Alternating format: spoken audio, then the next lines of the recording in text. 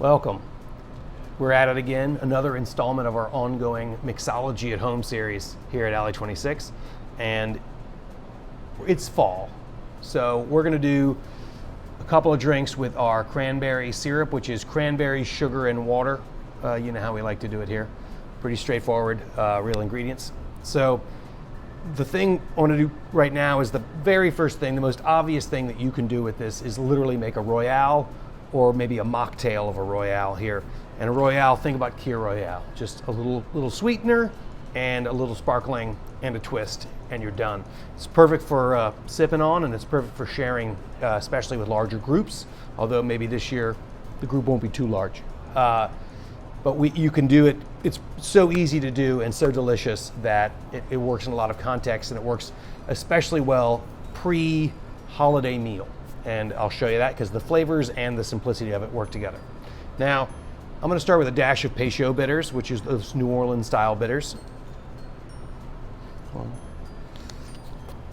And then we're going to do a half an ounce of our cranberry syrup. Take it, turn it over a few times, make sure all of the stuff, all the cranberry goodness is all integrated again.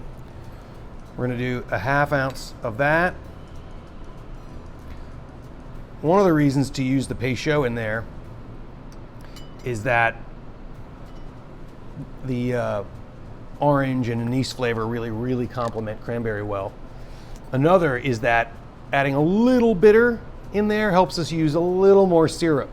Like it lets the balance go, so you can actually really punch up this drink with more. Otherwise, without the bitter, maybe you'd want to dial back the amount of cranberry in it. And since it's fall and cranberry being a delicious flavor that we associate with this special time of year, I like to kind of find ways to dial up that flavor. Last but certainly not least, ingredient wise, is some delicious sparkling. Now you can see the kind of drink here, how pretty it is, but also you could probably do this in a punch cup if you wanted. Some folks are ready to have a nice little tipple this time of year, and some folks are thinking maybe they need to slow their roll, and if they're in the second category there, some sparkling water is perfect as well. And they're ostensibly just making a cranberry soda.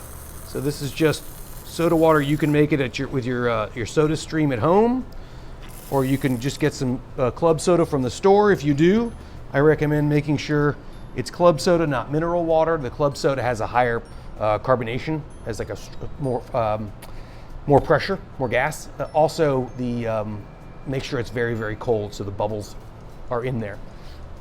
Last but not least, I've got one of these channel knives, and I'm going to just right over the top.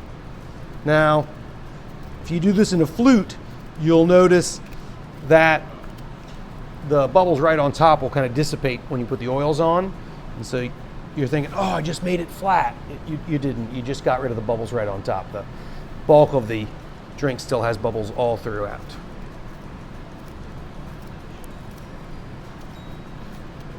That I like when I'm making non-alcohol cocktails or mocktails, however you want to say it.